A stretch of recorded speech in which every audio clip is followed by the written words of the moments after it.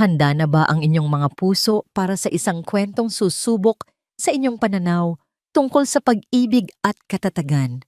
Ako po ang inyong lingkod, ang inyong kasama sa bawat pagtawa at pagluha. At samahan ninyo akong muli sa isang panibagong paglalakbay. Sabi nila, ang pinakamatamis na pag-ibig ang nag-iiwan ng pinakamapait na lason kapag ito'y nagtaksil. Paano ka muling babangon kung ang mismong taong pinag-alayan mo ng iyong buong mundo ang siyang dudurog nito sa iyong harapan? Halina't pakinggan natin ang kwento ni Liwayway sa kabanatang pinamagatang, Ang Huling Halik ng Pagkakanulo. Ang hangin sa loob ng Maranyang Hall ng Montenegro Estate ay puno ng halimuyak ng mga mamahaling pabango at matatamis na salita.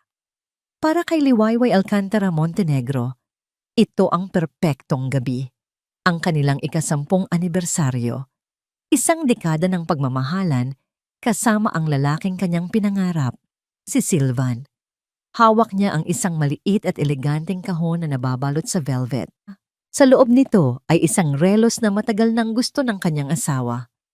Pinag-ipunan niya ito, isang simbolo ng bawat oras, bawat minuto, bawat segundong inilaan niya sa kanilang pagsasama. Ngumiti siya habang pinagmamasdan ng kanyang asawa mula sa kanilang mesa. Si Silvan, matipuno, makisig, at sa paningin ng lahat, ang perpektong Ginoo. Ang mga mata nito ay tila nangungusap ng pagmamahal sa tuwing titingin sa kanya. O iyon ang akala niya. Happy anniversary, my love! Bulong ni Liwayway nang lumapit siya rito at iniabot ang regalo. Kinuha yon ni Silvan, isang ngiti ang gumuhit sa kanyang mga labi. Ngunit may kakaiba sa ngiting iyon ngayong gabi. May lamig, may distansya. Hinalikan siya nito sa pisngi, isang halik na hindi umabot sa kanyang mga mata. Thank you, Liway. I also have a gift for you. For everyone, actually. Kumunot ang noo ni Liwayway, ngunit ang kaba ay napalitan ng pananabik.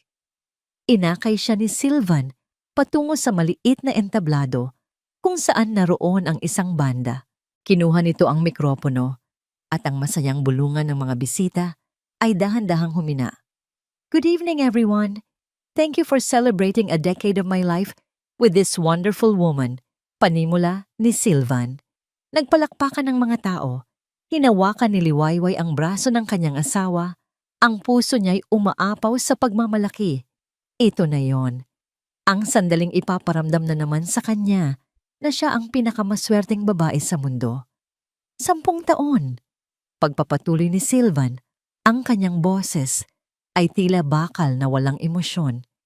Isang mahabang panahon para makilala ang isang tao. At sa 10 taon na yon, marami akong natutunan. Natutunan ko kung ano ang gusto ko at kung ano ang hindi ko nagusto. Biglang tumahimik ang buong hall. Maging ang mga waiter ay natigilan sa paglalakad. Ang nangiti sa labi ni Liwayway ay unti-unting naglaho, napalitan ng pagkalito. Anong sinasabi niya? Tumingin si Silvan sa kanya, ngunit ang mga mata nito ay parang mga matatalim na yelo. Ang regalo ko para sa iyo, Liwayway, ay hindi isang bagay na mabibili ng pera. Ang regalo ko sa iyo ay kalayaan. Itinaas ni Silvan ang isang puting sobre, isang long-stemmed white envelope. This is my gift to you, Anya. Ang boses niya ay malinaw at malakas, umalingaw-ngaw sa bawat sulok ng silid. Our divorce papers. I want an annulment. Ang mga salitang yon ay parang isang bala na tumama sa dibdib ni Liwayway. Ang hangin ay tila ninakaw mula sa kanyang mga baga. Ang mga nakangiting mukha ng kanilang mga kaibigan at pamilya ay biglang naging mga hukom na nakatitig sa kanyang pagbagsak. Hindi ito totoo. Isa itong masamang panaginip. Bago pa man siya makapag-react, isang pamilyar na figura ang dahan-dahang lumakad mula sa dilim patungo sa liwanag ng entablado. Nakasuot ito ng isang pulang bestida na tila sumisigaw ng tagumpay. Ang kanyang buhok ay perpektong nakaayos, ang kanyang mga labi ay may mapang-akit na ngiti. Si Mara, ang kanyang pinsan, ang itinuring niyang kapatid. Walang salitang lumapit si Mara kay Sylvan at buong pagmamalaking kumapit sa braso nito. Inilapat ang kanyang ulo sa balikat ng lalaking asawa pa rin niya. Isang tahimik na deklarasyon ng pag-aari. Ang pagkalito sa puso ni Liwayway ay biglang nagliyab at naging purong galit. Ang sakit ay napakabigat, napakatindi, na tila nagbigay sa kanya ng kakaibang lakas. Sa isang iglap, ang kanyang mga paa ay gumalaw. Naglakad siya patungo sa entablado, ang mga matay nakatuon lamang kay Mara. Hindi niya narinig ang mga bulungan. Hindi niya narinig ang pagtawag ng kanyang ina. Ang tanging naririnig niya ay ang pagtibok ng kanyang dinurog na puso. Nang makarating siya sa harapan nilang dalawa, itinaas niya ang kanyang kamay. Plak! Ang tunog ng kanyang palad na dumapo sa pisngi ni Mara ay umalingaw-ngaw sa nakabibinging katahimikan. Napahawak si Mara sa kanyang pisngi, ang mga matay ng lalaki sa gulat at sakit. Ngunit bago pa man makapagsalita si Liwayway, isang malakas na kamay ang humila sa kanya palayo. Ang biyena niyang lalaki at ang kanyang biyenang babae, si Doña Elvira, ay humakbang sa kanyang harapan. Ang mga matay nag-aapoy sa galit. Walang hiya ka, sigaw ni Doña Elvira. Sa harap ng lahat ng tao, ganyan ka ba kawalang modo? Hindi mo na nakapagtataka kung bakit humanap ng iba ang anak ko. You were never good enough for him. Ang bawat salita ay isang sundang na lalong sumugat sa kanya. Tumingin siya sa paligid, naghahanap ng kakampi. Ngunit ang nakita niya ay mga matang mapanghusga, mga bibig na nagbubulungan ng kanyang kapintasan. Tinalikuran siya ng mundong minsan niyang inakalang sa kanya. Tumingin siya kay Sylvan, nagmamakaawa. Ngunit ang lalaki ay malamig lang na nakatitig sa kanya. Walang bakas ng pagmamahal o awa. Doon na siya tuluyang bumigay. Tumalikod siya. Sa isang sulok ng hall, sa isang high chair, ay ang kanilang natatanging anak. Si Kael, 4 na taong gulang, mahimbing na natutulog, walang kamalay-malay sa mundong gumuho sa paligid ng kanyang ina. Iyon ang nagbigay sa kanya ng lakas para humakbang. Nilapitan niya ang kanyang anak, maingat itong binuhat. Ang init ng munting katawan ni Kael ang tanging nagpapanatili sa kanya na buo. Niyakap niya ito ng mahigpit at nagsimulang maglakad palayo. Habang tinatahak niya ang pasilyo palabas, bawat hakbang ay isang pasakit. Ang mga bulungan ay parang mga bubuyog na umuugong sa kanyang tainga. Ang kanyang magandang gown ay tila naging isang uniforme ng kahihiyan. Paglabas niya sa malamig na hangin ng gabi, doon lamang bumuhos ang mga luhang kanina pa niya pinipigilan. Isinakay niya si Kael sa kotse at humarurot paalis. Walang tiyak na patutunguhan. Tanging layunin ay ang makalayo sa lugar na yon. Sa sakit, sa pagkakanulo. Habang nagmamaneho sa madilim na kalsada, ang tanging ilaw ay mula sa mga poste. At sa display ng kanyang cellphone, bigla itong umilaw at nag-vibrate. Isang mensahe. Mula kay Sylvan, nanginginig ang mga kamay na binuksan niya iyon. 2 maikling pangungusap lamang ang laman nito.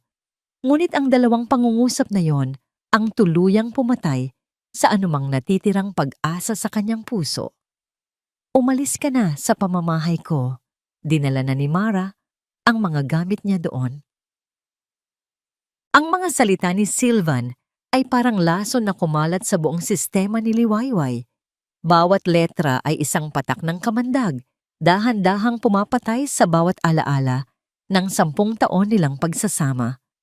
Ang bahay na minsan niyang tinawag na tahanan ay isa na ngayong teritoryo ng kaaway. Ang kama na kanilang pinagsaluhan ay pugad na ng pagkakanulo. Walang direksyon ang kanyang pagmamaneho.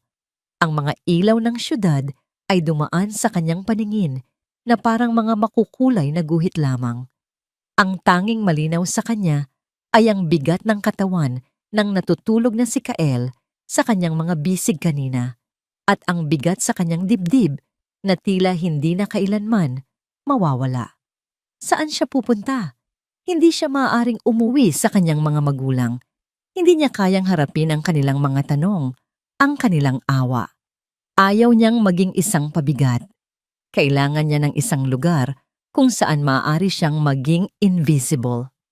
Isang lugar kung saan ang mga pader ay hindi siya huhusgahan at sa gitna ng kanyang kawalan ng pag-asa, isang pangalan ang pumasok sa kanyang isip. Isang lugar na matagal na niyang kinalimutan. Baryo Amihan, ang probinsya ng kanyang lola Tala. Ang lugar kung saan siya nagtampisaw sa ilog, natutong magbisikleta at unang natikman ang pangarap. Isang mahabang biyahe, ngunit iyon lang ang tanging kanlungan na naiisip niya. Ang buong biyahe ay isang malabong panaginip. Tanging ang ugong ng makina at ang mahinang hilik ni Kael mula sa car seat sa likod ang kanyang kasama. Nang ang dilim ng gabi ay dahan-dahang nagbigay daan sa mapusyaw na kulay abo ng madaling araw, doon niya natanaw ang arko na may nakasulat na maligayang pagdating sa Baryo Amihan. Ang hangin ay nagbago. Naging mas sariwa, may amoy ng basang lupa at mga bulaklak ng parang. Ngunit ang kapayapaan ng lugar ay hindi tumagos sa kanyang puso. Ipinark niya ang kotse sa tapat ng isang lumang bahay na gawa sa kahoy. Ito iyon, ang bahay ng kanyang lola Tala. 10 taon na itong nakatiwangwang mula noong pumanaw ang kanyang lola. Ang pintura ay bakbak na, ang mga halaman ay gumapang na sa mga bintana, at ang alikabok ay makapal na bumabalot sa lahat. Dahan-dahan niyang binuhat si Kael na nagising dahil sa paghinto ng sasakyan. "Mommy, where are we?" Tanong ng bata. Kinukusot ang mga mata. "This house is old." "This is Lola Tala's house, anak," sagot ni Liwayway, pinipilit ng ngumiti. "We'll stay here for a while." Gamit ang susi na palagi niyang daladala sa kanyang pitaka, isang alaala mula sa kanyang lola, binuksan niya ang pinto. Isang tunog ng pag-angal mula sa kinakalawang na mga bisagra ang sumalubong sa kanila, kasunod ng amoy ng alikabok at lumang kahoy. Ang sinag ng umaga na tumatagos sa maruruming bintana ay nagpakita sa mga muebles na nababalutan ng puting kumot, mga agiw sa bawat sulok. Para itong isang bahay ng multo, isang libingan ng mga nakalimutang alaala. Dinala niya si Kael sa nag-iisang kwarto sa ibaba. Inilatag ang isang malinis na kumot mula sa kotse at pinatulog muli ang bata. Nang masiguro niyang mahimbing na ito, doon niya nilibot ang kanyang paningin. Ang bawat bagay ay isang sundot sa kanyang puso. Ang tumba-tumba kung saan siya kinakantahan ng kanyang lola. Ang mesang kainan kung saan sila nagsasalo.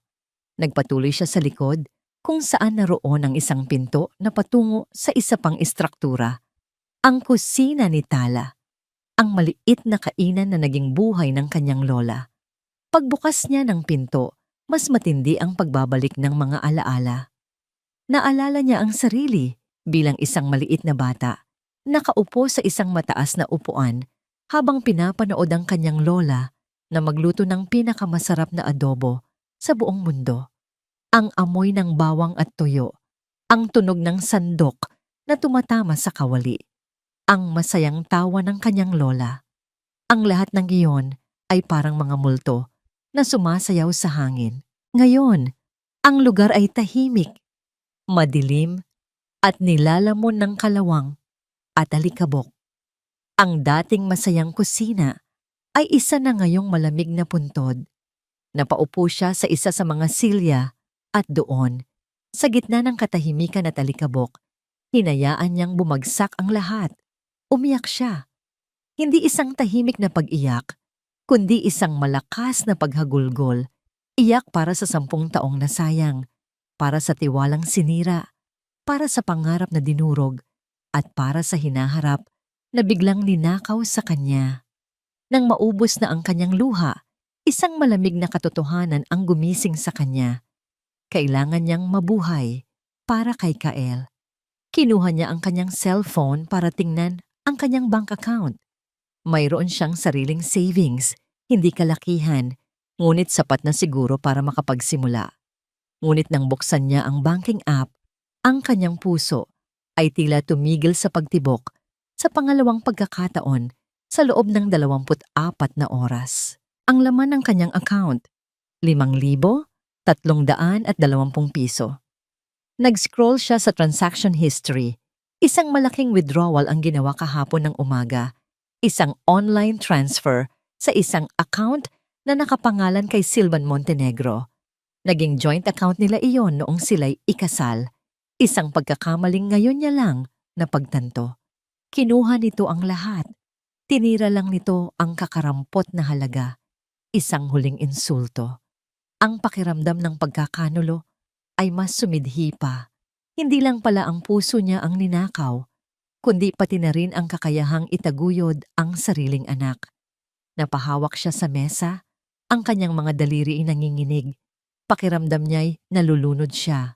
Walang pera, walang trabaho, walang bahay. Tanging isang sirang puso at isang anak na umaasa sa kanya. Sa gitna ng kanyang pagkasira, ang kanyang mga mata ay napadako sa isang bagay sa dingding. Ang lumang signboard ng kainan, nakasabit pa rin, kahit nakupas na. Kusina ni Talatala. Bituin. Star. Ang bituin na nagsisilbing gabay sa mga naliligaw. Tumingin siya sa kanyang natutulog na anak, ang anghel sa gitna ng kanyang impyerno. Pagkatapos ay tumingin siyang muli sa signboard. Ang kanyang lola ay nagsimula sa wala. Sipag, tiyaga, at masasarap na putahe lang ang puhunan. Itinaguyod siya nito mag-isa. Isang apoy ang biglang nagliyab sa kanyang dibdib. Isang maliit na ningas sa gitna ng kadiliman. Galit, determinasyon. Hindi dito. Hindi dito matatapos ang kwento ko. Hindi ako ang talunan sa kwentong ito. Tumayo siya. Ang kanyang mga paggalaw ay mayroon ng layunin. Sinimulan niyang buksan ang mga bintana, hinahayaan ang liwanag at hangin na pumasok at itaboy ang amoy ng kalumaan. Sinimulan niyang tanggalin ang mga puting takip sa mga gamit. Habang naglilinis siya sa isang lumang aparador, sa ilalim ng counter, may nahawakan siyang isang matigas na bagay. Isang kahon na gawa sa kahoy na nara. Mayroon itong maliit na lock, ngunit hindi ito nakakandado. Dala ng kuryosidad, binuksan niya ito. Sa loob, naroon ang isang makapal at lumang kwaderno. Ang mga pahina ay naninilaw na. Nang buksan niya ito, nakita niya ang pamilyar na sulat kamay ng kanyang lola Tala. Ito ang kanyang recipe book. Ang mga sikreto sa likod ng bawat masarap na ulam na bumuhay sa baryo Amihan noon. Sa ilalim ng kwaderno, may isa pang bagay, isang litrato. Kinuha niya ito. Larawan ito ng kanyang lola noong kabataan nito. Nakangiti ng napakatamis. Ngunit hindi ito nag-iisa. May kasama itong isa pang babae, kasing ganda niya, na nakaakbay sa kanya. Hindi niya kilala ang babae. Hindi niya ito kailanman nakita. Pinagmasdan niyang mabuti ang litrato. Dalawang magkaibigan na puno ng pangarap at pag-asa, nakatayo sa mismong lugar kung saan siya ngayon nakaupo. Isang lugar ng pagkasira, ngunit marahil ay isang lugar din ng pagsisimula. Ang determinasyon ay isang kakaibang bagay. Isang gabi, pakiramdam ni Liwayway ay isa siyang basag na salamin, watak-watak at imposibleng mabuo. Ngunit pagsikat ng araw, kasabay ng paggising ni Kael at ng paghingi nito ng gatas, ang mga piraso ng kanyang pagkatao ay tila pilit na nagkabit-kabit muli. Hindi para sa kanya, kundi para sa bata. Ang mga sumunod na araw ay naging isang ritual ng paglilinis.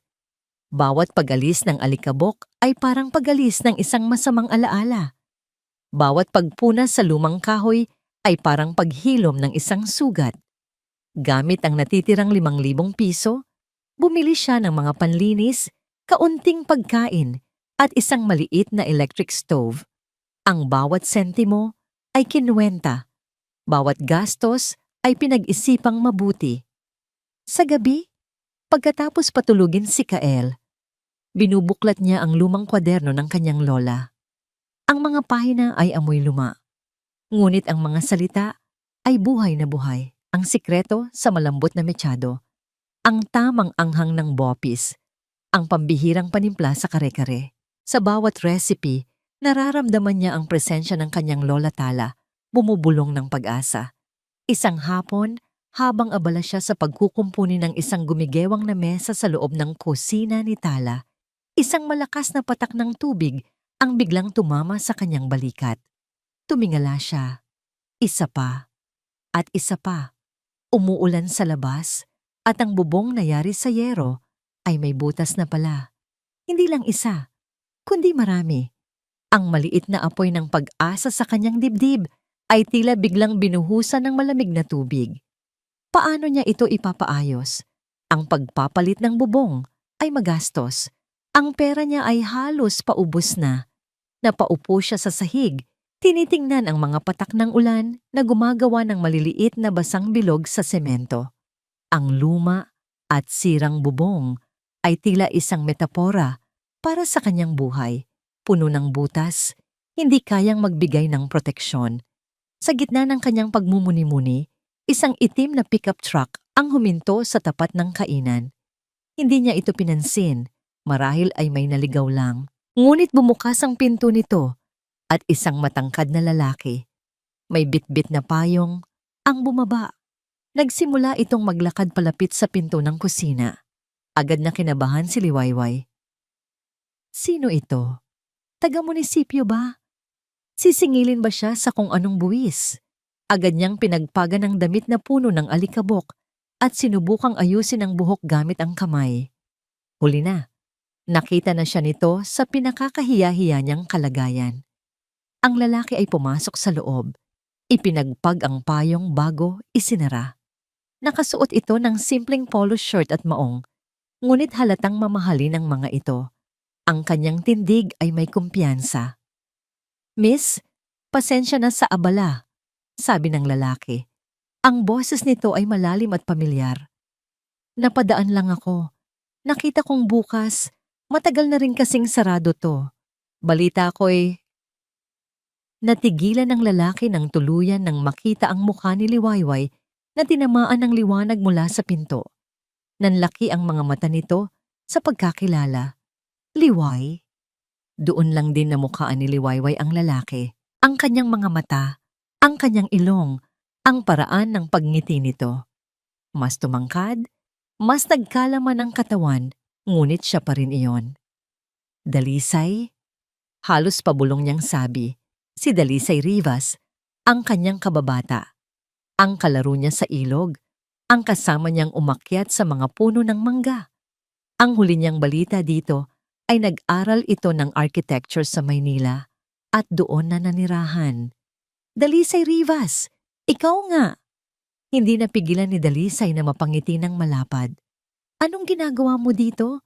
Akala ko nasa Maynila ka na for good. At binubuksan mo ulit ang kusina ni Aling Tala. Ang dami niyang tanong. Lahat ay may tono ng tunay na pagkatuwa. Ngunit para kay Liwayway, ang bawat tanong ay isang sampal ng katotohanan. Napayuko siya, hindi makatingin ng diretso.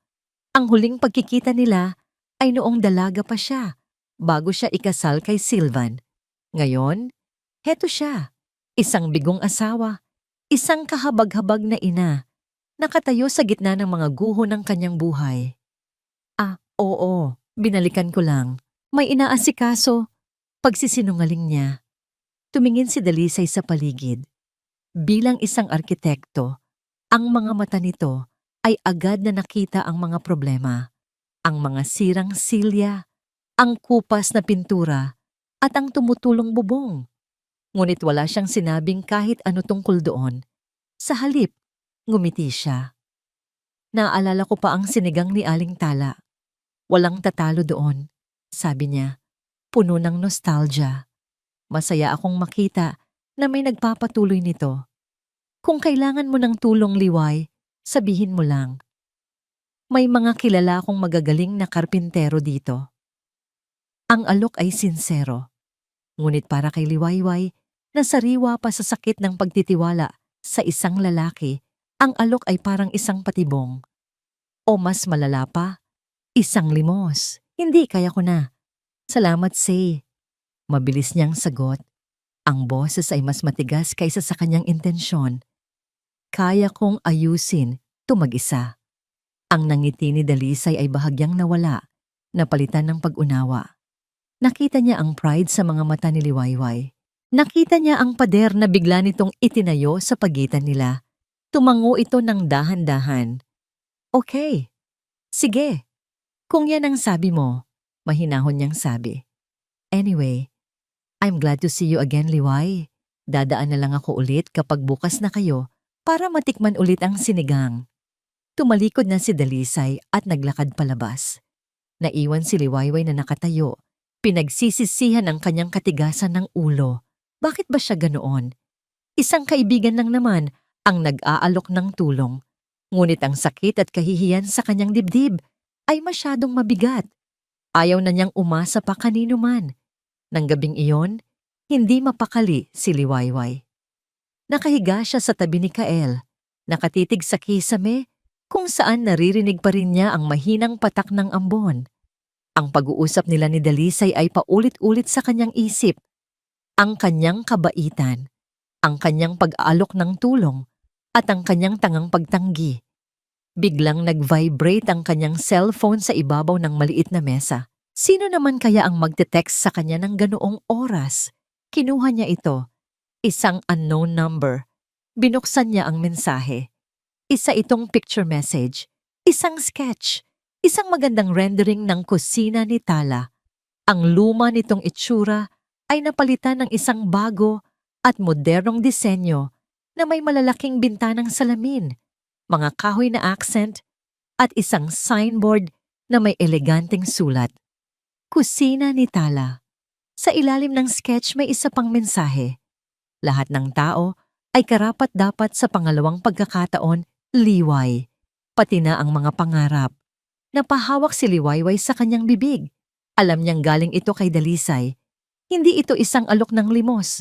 Isa itong paalala, isang pangitain, isang patunay na may isang tao na nakikita ang potensyal sa gitna ng mga guho.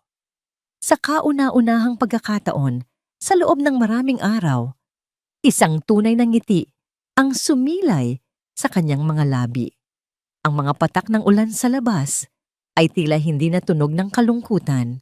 Sa halip, ang mga ito'y naging musika, ang musika ng isang bagong simula. Sa loob ng kanyang modernong bahay bakasyonan sa Barrio Amihan, isang lugar na malinis at maayos na kabaligtaran ng magulong mundo ni Liwayway. Nakatitig si Dalisay Rivas sa screen ng kanyang laptop. Naroon ang sketch na ipinadala niya kay Liwayway, isang digital na pangako ng isang posibleng bukas, isang mapait na ngiti ang sumilay sa kanyang mga labi. Madali ang gumuhit ng mga pangarap para sa iba. Ngunit ang pagguhit ng sarili niyang pangarap, matagal na niyang itinigil iyon. Ang kanyang mga mata ay dahan-dahang bumaling sa isang silver na picture frame sa kanyang mesa. Larawan ito ng isang babaeng may napakatamis na ngangiti. Ang mga matay kumikinang sa saya. Si Elara, ang kanyang unang pag-ibig, ang kanyang nobya. Ang babaeng dapat sana'y pakakasalan niya, 7 taon na ang nakalipas. Isang malalim na buntong hininga ang kumawala sa kanya. Naalala niya ang araw na yon na parang kahapon lang, ang excitement, ang mga plano, at ang isang tawag sa telepono na dumurog sa lahat. Isang aksidente sa daan, isang lasing na driver. Sa isang iglap, ang kanyang buong mundo ay naglaho. Ang arkitekto na kayang magplano ng pinakamatatag na istruktura ay hindi man lang nagawang protektahan ang pundasyon ng kanyang sariling buhay. Mula noon, isinara niya ang kanyang puso. Ibinaon niya ang sarili sa trabaho, sa pagpapalago ng kanyang kumpanya.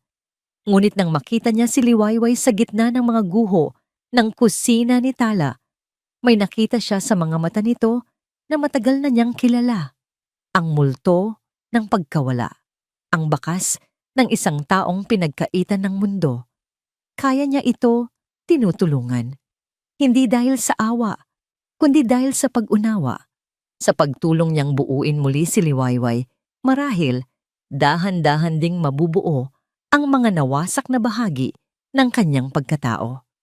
Isang pakiramdam na matagal na niyang hindi naramdaman ang nagsimulang umusbong sa kanyang dibdib.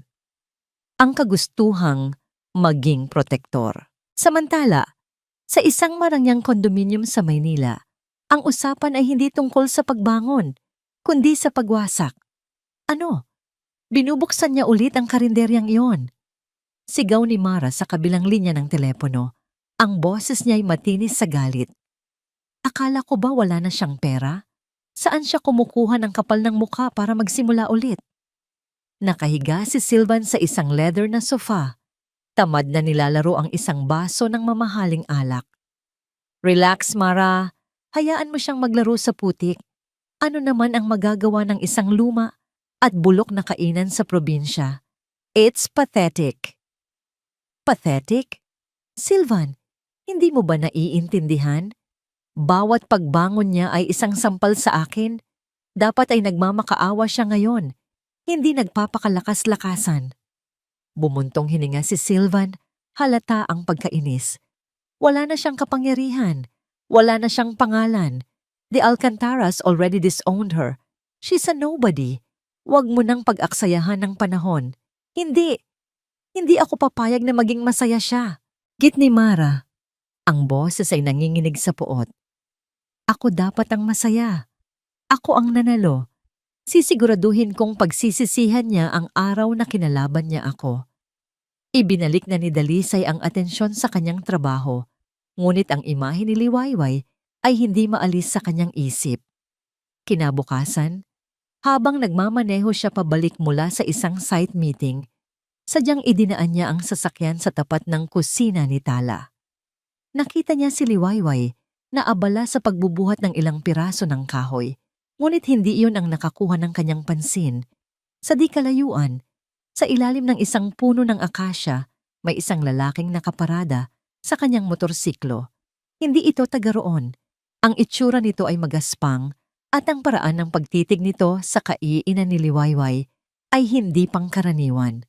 Mayroon itong intensidad na nagbigay ng kaba sa dibdib ni Dalisay. Isang anino sa maaraw na baryo. Minemorya niya ang mukha ng lalaki bago nagpatuloy sa pagmamaneho. Kinahapunan, bumalik siya. Nagdahilan siyang may bibilhin sa kalapit na tindahan. Doon niya naabutan si Liwayway na nakikipagtalo sa isang supplier ng hardware. Hindi po pwede yung presyo ninyo, Mang Berto. Sobrang taas naman po niyan kumpara sa ibang lugar. Pakiusap ni Liwayway, halata ang frustrasyon sa kanyang boses. Abay kung ayaw mo, wag mo bilhin. Ganyan talaga ang presyo ngayon, Ineng. Mayabang na sagot ng matandang lalaki, sinasamantala ang sitwasyon. Doon na lumapit si Dalisay. Magandang hapon po, Mang Berto. Napalingon ang matanda at agad na nagbago ang timpla ng muka. Oh, Architect Rivas, ikaw pala. Napasyal ka. Namimili lang ho. Mukhang may problema yata dito, sabi ni Dalisay. Ang kanyang tono ay kalmado ngunit may bigat. Tumingin siya kay Liwayway at bahagyang nangumiti. Wala. Itong si Ineng. Tumatawad lang sa presyo ng yero. Mabilis na sagot ni Mang Berto. Ganoon po ba? Sabi ni Dalisay.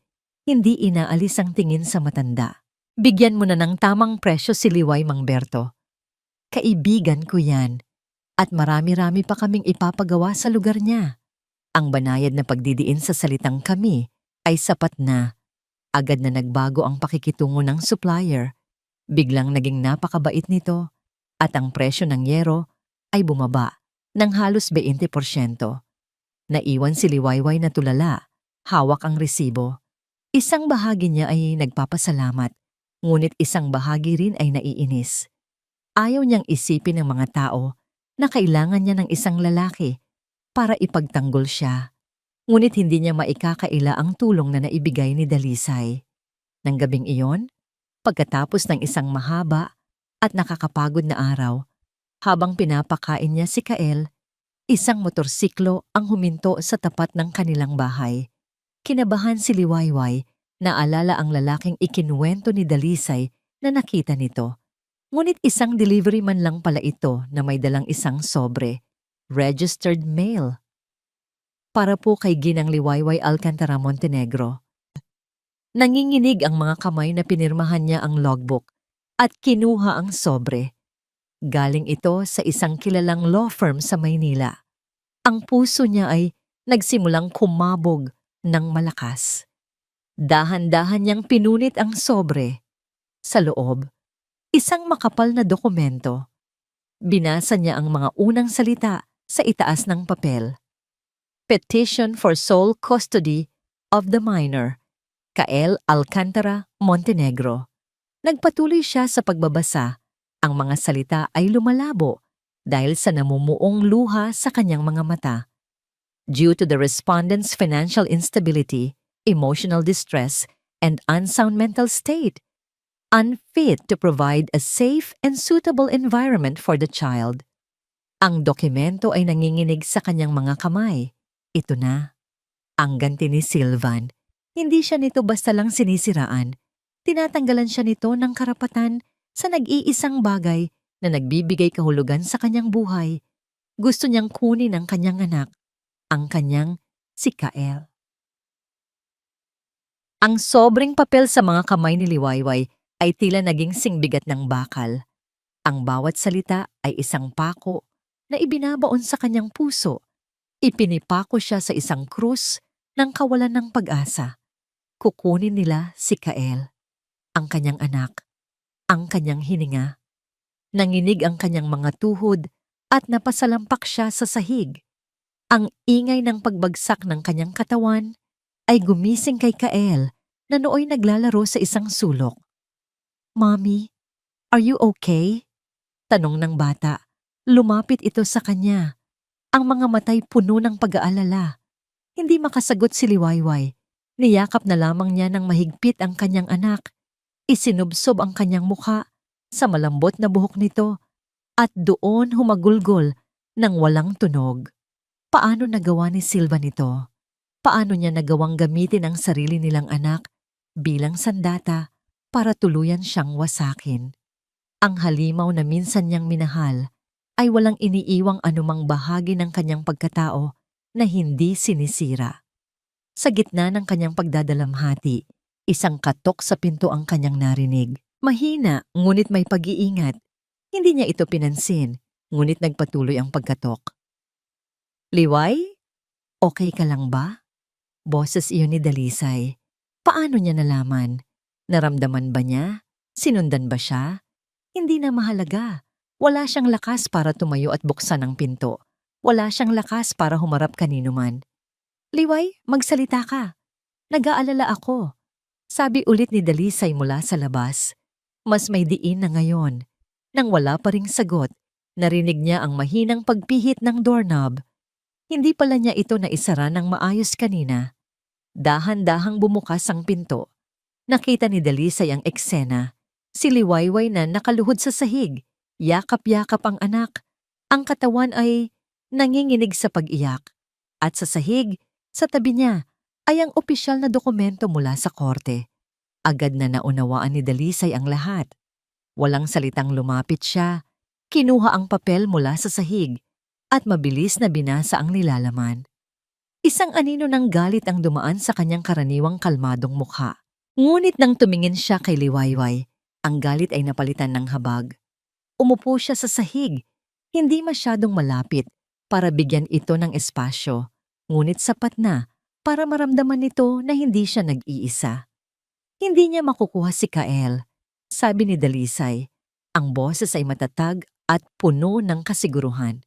"Hindi ako papayag." Tumingala si Liwayway, ang muka'y basang-basa ng luha. "Paano? Paano, Say? Totoo ang lahat ng sinasabi nila. Wala akong pera. Wala akong matatag na tirahan. Sinong hukom ang papanig sa akin? Lalaban tayo." Simpleng sagot ni Dalisay.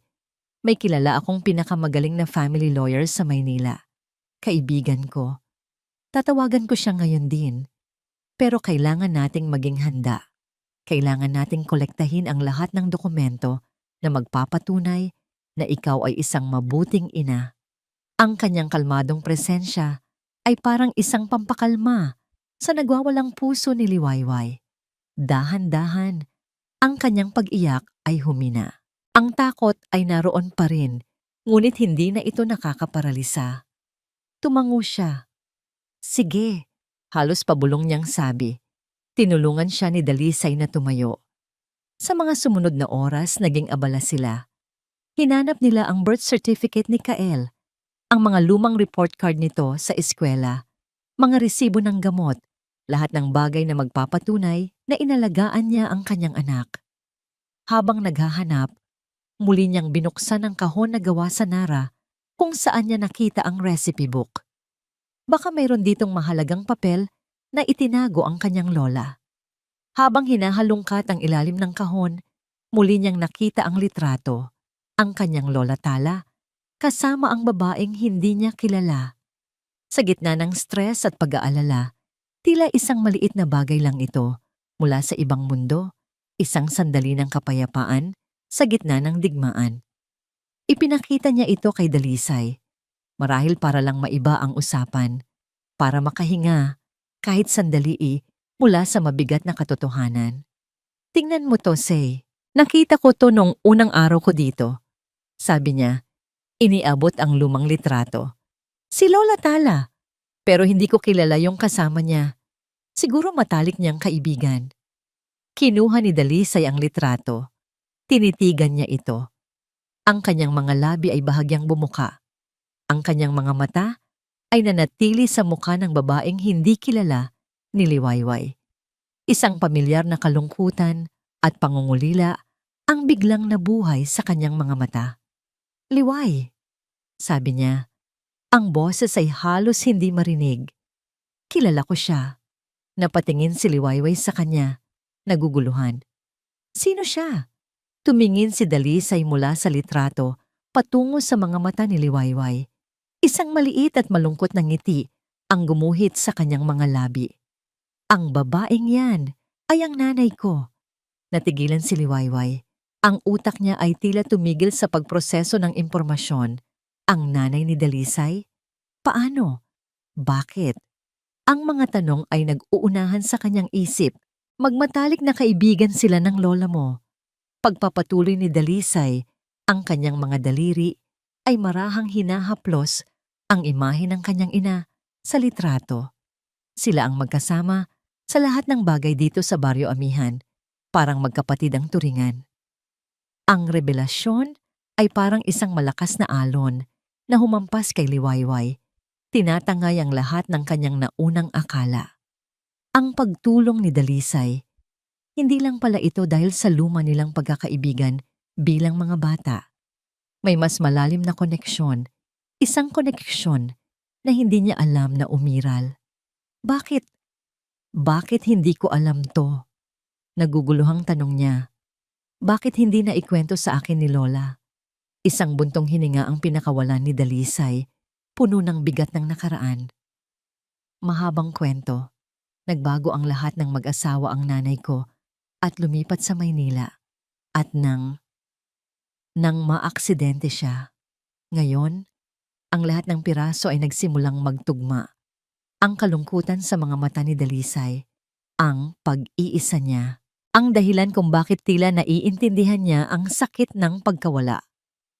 Ngunit bago pa man makapagsalita si Liwayway, may idinugtong pa si Dalisay na tuluyang nagpabago sa lahat. Itinuro niya ang lumang kainan sa labas ng bintana. Ang kusina ni Tala ay hindi lang itinayo sa pangarap ng lola mo. Tumingin siya muli kay Liwayway. Ang kanyang mga mata ay seryoso at puno ng kahulugan. Itinayo rin ito sa tulong ng nanay ko. Ang mga huling salita ni Dalisay ay nanatiling nakabitin sa hangin. Isang revelasyon na nagpabago sa buong pundasyon ng pananaw ni Liwayway. Ang kusina ni Tala ay hindi lang pala legacy ng kanyang lola. Ito rin ay isang monumento ng pagkakaibigan ng dalawang babae. Ang tulong ni Dalisay ay hindi na isang simpleng kabaitan ng isang kababata, kundi isang pagpapatuloy ng isang ugnayan na sinimulan ng kanilang mga nauna sa kanila. Dahil sa bagong kaalamang ito, ang pader na itinayo ni Liwayway sa paligid ng kanyang sarili ay unti-unting gumuho. Pinahintulutan niya ang kanyang sarili na tumanggap ng tulong. Hindi dahil sa kahinaan, kundi dahil sa pagkilala sa isang nakaraang hindi niya dapat kalimutan. Sa tulong ng abogadong kaibigan ni Dalisay, nakapag-file sila ng sagot sa petisyon ni Sylvan. Ang laban sa korte ay magiging mahirap at mahaba, ngunit sa kauna-unahang pagkakataon, naramdaman ni Liwayway na mayroon siyang kakampi. Ang atensyon niya ngayon ay naibaling sa muling pagbubukas ng kusina ni Tala. Naging simbolo ito ng kanyang laban.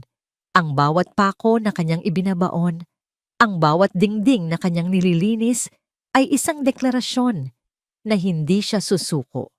Kung maipapakita niya sa korte na kaya niyang itaguyod ang kanyang anak sa isang matatag na paraan, mas lalakas ang kanyang kaso. Tinanggap na niya ang alok ni Dalisay. Sa mga sumunod na linggo, ang dating tahimik na lugar ay napuno ng ingay ng martilyo, lagari at masayang tawanan. Kumuha si Dalisay ng 2 pinagkakatiwalaang karpintero mula sa baryo. Ngunit madalas ay siya mismo ang naroon, nakasuot ng damit trabaho, kasama ni Liwayway sa pag-aayos. Isang hapon, habang abala sila sa pagpipintura ng bagong signboard, hindi napigilan ni Liwayway ng ngumiti. Ang dating kupas na kusina ni Tala ay nabigyan ng bagong buhay. Ang sulat ay elegante, kulay puti, sa ibabaw ng makintab na kayumangging kahoy. Ang ganda! Bulong niya, puno ng paghanga. Ikaw ang nagpaganda dyan, sagot ni Dalisay, na nakatayo sa kanyang tabi. May mga batik ng pintura sa kanyang pisngi. Ang galing ng pinili mong kulay. Nagkatinginan sila at sa sandaling iyon, sa gitna ng amoy ng pintura at alikabok, may isang kuryenteng dumaloy sa pagitan nila. Isang koneksyon na higit pa sa pagkakaibigan. Ngunit mabilis itong pinutol ni Liwayway. Ibinaling ang tingin sa signboard. Masyado pang maaga. Masyado pang sariwa ang kanyang mga sugat. Ang gabi bago ang nakatakdang soft opening ng kusina ni Tala ay puno ng pananabik. Malinis na ang buong lugar. Ang mga mesa ay may mga bagong mantel. Ang kusina ay kumikinang sa kalinisan, handa ng mapuno ng amoy ng masasarap na pagkain. Salamat, Say, sabi ni Liwayway kay Dalisay, habang sabay nilang isinasara ang pinto ng kainan ng gabing iyon. Hindi ko to magagawa kung wala ka. Wala iyon, Liway, sagot ni Dalisay. Ang kanyang mga mata ay malambot sa ilaw ng buwan. Ang nanay ko, sigurado akong masaya siya kung nasaan man siya ngayon. Nagpaalam sila at umuwi si Liwayway na may ngiti sa labi. Sa kauna-unahang pagkakataon, sa loob ng mahabang panahon, nakatulog siya ng mahimbing, puno ng pag-asa para sa kinabukasan. Ngunit ang pag-asa ay isang marupok na bagay. Kinabukasan, maaga siyang gumising. Dala niya si Kael, na excited ding makita ang bago at magandang restaurant ni Mommy. Habang papalapit sila, napansin niyang kakaiba ang itsura ng pinto sa harapan. Bahagya itong nakaawang. Kinabahan siya. Hindi niya iyon iniwang bukas. Anak, dito ka lang sa labas ha? Sabi niya kay Kael. Pinipilit na maging kalmado. Dahan-dahan niyang itinulak ang pinto. Ang tumambad sa kanya ay isang imahe mula sa isang bangungot.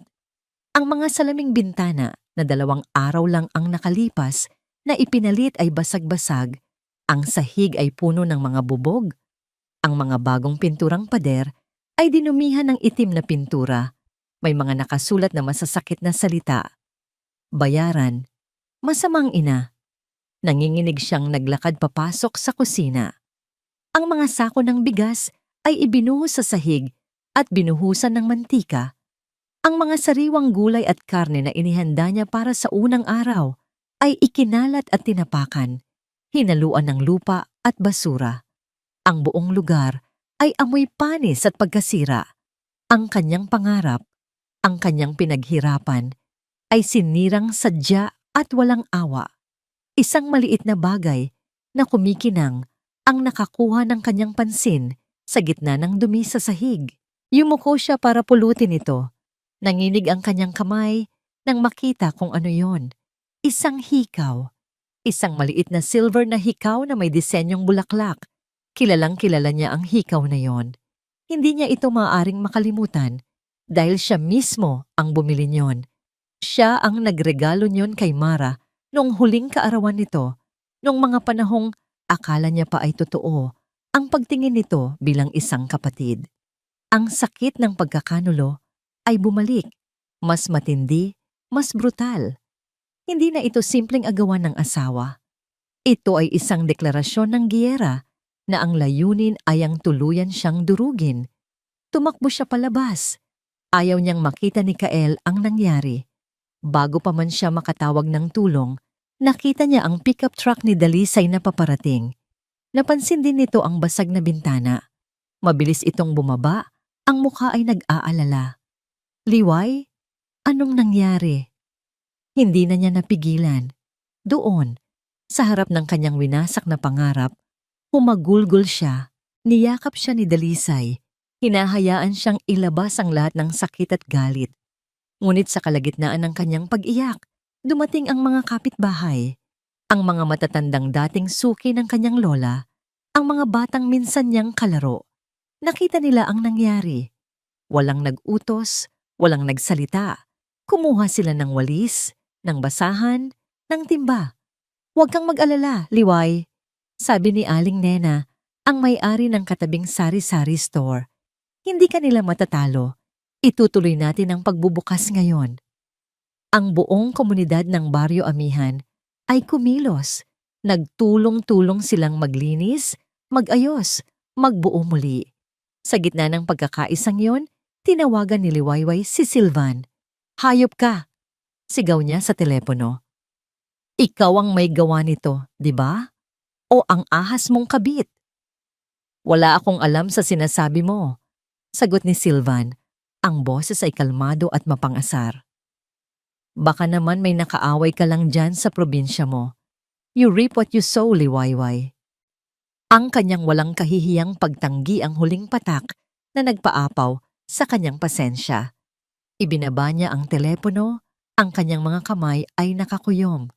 Sa hawak niya, ang hikaw ni Mara, ang ebidensya, ang simbolo ng isang kasamaang hindi niya palalampasin. Ang kasamaan ay may layuning maghasik ng takot at pagkasira. Ngunit minsan, ang hindi nito inaasahan ay ang kakayahan nitong magpunla ng pagkakaisa. Ang ginawang sabotahe sa kusina ni Tala ay hindi nagdulot ng pagsuko, bagkus ay nagpatibay pa ito sa loob ni Liwayway at sa suporta ng buong Baryo Amihan. Sa araw na yon, ang dapat sana'y soft opening ay naging isang bayanihan. Dala ng mga kapitbahay ang kanilang sariling mga kaldero, ang kanilang mga sangkap. Ang ilan ay nagdala ng bigas, ang iba'y gulay. Ang kusina ni Tala ay nabuksan, hindi dahil sa plano ni Liwayway, kundi dahil sa puso ng komunidad. Ang amoy ng adobo, sinigang at tinola ay muling pumuno sa hangin. Mas matapang at mas mabango kaysa dati. Ito ay amoy ng tagumpay laban sa kadiliman. Naging matagumpay ang araw na yon. Ang mga tao ay hidagsaan, hindi lang para kumain, kundi para magpakita ng suporta. Habang abala sa pag-aasikaso, si Liwayway at Dalisay ay nagkikita sa gitna ng kaguluhan. Isang simpleng tango o isang mabilis na ngiti ang kanilang palitan. Isang pag-unawa na hindi na kailangan ng salita. Sa gitna ng trahedya, nahanap nila ang isang ritmo, isang partnership na natural at matatag. Nang ang araw ay papalubog na at ang mga huling customer ay nagsisimula na ng magpaalam, isang pakiramdam ng pagod, ngunit matamis na tagumpay ang bumalot kay Liwayway. Nakaupo siya sa isang mesa, pinagmamasdan ng mga ngiti sa mukha ng mga taong tumulong sa kanya. Naramdaman niya, sa kauna-unahang pagkakataon, na marahil kaya niya talaga ito. Mukhang kailangan mo to. Isang baso ng malamig na tubig ang inilahad sa kanyang harapan. Si Dalisay nakangiti. Umupo ito sa tapat niya. Salamat, Say, sa lahat, sabi ni Liwayway. Ang kanyang boses ay taos-puso. We did it, Liway, sagot ni Dalisay. Or more accurately, you did it. You inspired them. May isang sandali ng tahimik na pagpapahalaga sa pagitan nila. Ang pagod sa kanilang mga mukha ay hindi maitago. Ngunit mayroon ding kislap ng pag-asa. Ngunit ang sandaling iyon ay biglang nabasag. Isang anino ang tumabon sa kanilang mesa. Tumingala si Liwayway, handang batiin ang isang huling customer. Ngunit ang mga salita ay namuo sa kanyang lalamunan. Ang kanyang nangiti ay nagyelo sa kanyang mga labi. Nakatayo sa kanyang harapan ang isang lalaking pilit na niyang ibinaon sa pinakamadilim na sulok ng kanyang alaala. Mas payat ito ngayon, ang kanyang mga mata ay mas malalim. Ngunit ang mapanuyang ng ngiti sa kanyang mga labi ay hindi nagbago. Ang ngiting iyon na laging kasunod ng sakit. Dante, ang pangalan ay lumabas sa kanyang bibig na parang lason. Si Dante Vargas, ang kanyang unang kasintahan, ang lalaking nagturo sa kanya kung ano ang itsura ng isang bangungot bago pa man niya makilala si Sylvan. Kamusta, Liwayway? Long time no see. Bati ni Dante, ang kanyang mga mata ay sinusuri ang buong lugar, mula sa bagong pintura hanggang sa mga bagong mesa, bago bumalik kay Liwayway at pagkatapos ay kay Dalisay. Mukhang gumanda ang buhay mo nakahanap ka na agad ng kapalit? Mas mukhang mayaman to kaysa sa asawa mo. Ang bawat salita ay may balak namang insulto. Tumayo si Dalisay. Ang kanyang katawan ay naging tensyonado, handang pumagitna. Sino ka? Tanong ni Dalisay. Ang boses ay malamig at may awtoridad. Easy, mister. Baka gusto mong tanungin yang maganda mong kasama kung sino ako. Sagot ni Dante, hindi inaalis ang tingin kay Liwayway. Marami kaming pinagsamahan yan. Di ba, Liway? Umalis ka na, Dante. Maring sabi ni Liwayway, pinipilit na itago ang panginginig ng kanyang mga kamay. Wala kang gagawin dito. Meron. Actually, meron, sabi ni Dante. At dahan-dahan niyang inilabas ang kanyang cellphone mula sa bulsa. May kinalikot siya sandali bago ipinakita ang screen kay Liwayway. Ang puso ni Liwayway ay tila tumigil sa pagtibok. Nasa screen ang isang litrato. Isang litrato niya noong siya ay 18 anyos pa lamang. Isang litratong kuha sa loob ng isang kwarto. Isang litratong pribado. Isang litratong hindi dapat makita ng kahit sino. At hindi lang yon ang nandoon. Nag-swipe si Dante at sunod-sunod na mga litratong mas personal at mas nakakaya ang lumabas. Mga litratong kuha sa panahong siya ay bata pa, bulag sa pag-ibig at nagtitiwala sa isang halimaw. Naalala mo pa? Tanong ni Dante. Ang boses ay parang isang ahas na bumubulong. Sayang naman kung mabubura lang to. Naisip ko baka pwedeng pagkakitaan. 100,000. Maliit na halaga lang yan para sa isang negosyanteng tulad mo at ng bago mong sponsor. Ang panginginig sa mga kamay ni Liwayway ay napalitan ng malamig na takot. Ito ang kanyang pinakamalaking sikreto. Ang kanyang pinakamalaking kahihiyan. Ang isang bahagi ng kanyang nakaraan na sinubukan niyang kalimutan. Ngayon, heto, hawak ng isang demonyo, handang gamitin para sirain ang kanyang bagong simulang buhay. Wala akong pera, sabi niya. Ang boses ay halos hindi marinig. Talaga ba? Tumawa si Dante. Huwag kang mag-alala. Bibigyan kita ng oras para mag-isip. Babalikan kita. Pero huwag mo akong subukang takbuhan, Liwayway. Alam mo na ang kaya kong gawin. Itinago niya ang kanyang cellphone at tumalikod na para umalis. Ngunit bago siya tuluyang makalabas, huminto siya at muling lumingon. By the way, sabi niya, isang masamang ngiti ang muling sumilay. Ang ganda ng hikaw na nahanap ko sa labas kanina. Mukhang mamahalin. At tuluyan na siyang umalis. Iniwan si Liwayway na nakatayo, nagyayelo sa takot. Ang hikaw. Hindi maaari. Ang ibig sabihin ba nito ay, nang gabing iyon, hindi mapakali si Liwayway. Sinubukan niyang itago ang lahat mula kay Dalisay, ngunit alam niyang napansin nito ang kanyang pagkatulala. Nang nag-iisa na siya sa kanyang kwarto, isang text message ang dumating. Mula kay Dante. Nakita ko na ang bago mong sponsor. Mukhang mas malaki ang makukuha ko sa kanya. Ang mga sumunod na araw pagkatapos ng pagbabanta ni Dante ay isang ehersisyo ng pagpapanggap.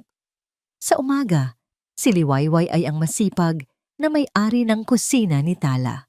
Nakangiti niyang hinaharap ang mga customer, pinamumunuan ang kanyang dalawang bagong katulong sa kusina at nakikipagtawanan kay Dalisay tungkol sa mga plano para sa hinaharap. Ngunit sa likod ng bawat ngiti ay may nakatagong laso ng takot. Bawat tunog ng motorsiklo sa labas ay nagpapakaba sa kanya. Bawat text message mula sa unknown number ay nagpapataas ng kanyang blood pressure. Sinubukan niyang i-block ang numero ni Dante, ngunit gumagawa ito ng mga bago. Nagpapadala ito ng mga mensaheng nagpapaalala sa kanya na ang kanyang nakaraan ay isang bombang orasan, naghihintay lang ng tamang pagkakataon para sumabog.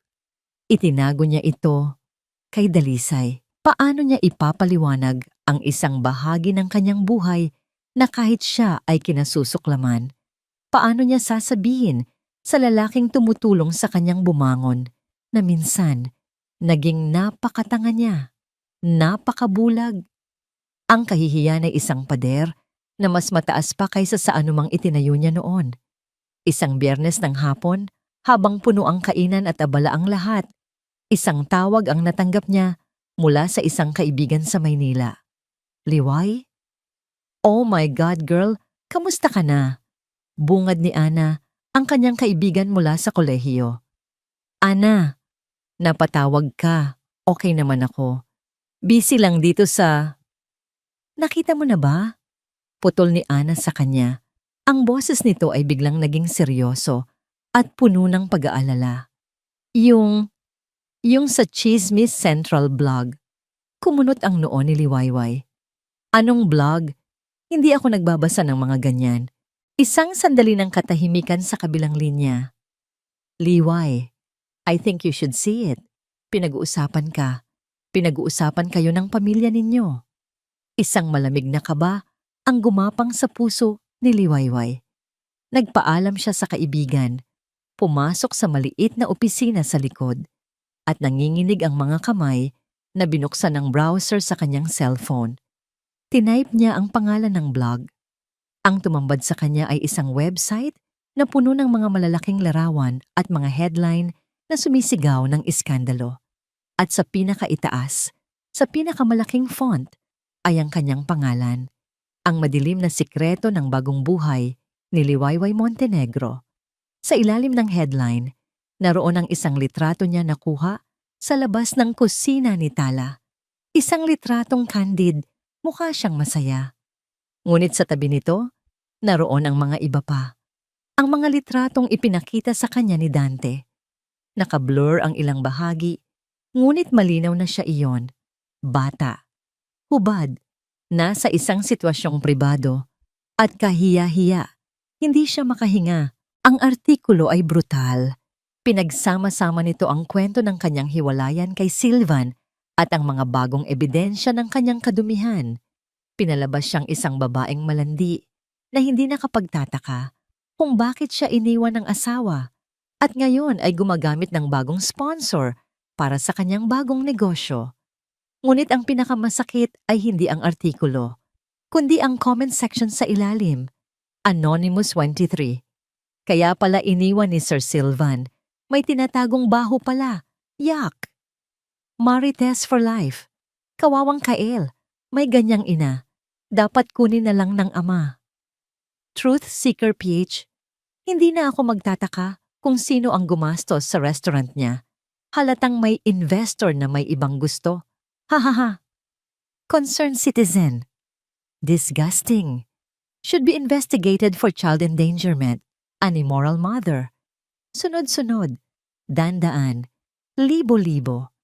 Ang bawat komento ay isang bato na ibinabato sa kanya. Hinuhusgahan siya ng mga taong hindi niya kilala. Kinukondena ang kanyang pagkatao. Tinatapak-tapakan ang kanyang pagiging ina. Biglang tumunog ang telepono ng kainan. Sinagot ito ng isa sa kanyang mga katulong. Hello, kusina ni Tala. Sige po. Cancelled. Okay po.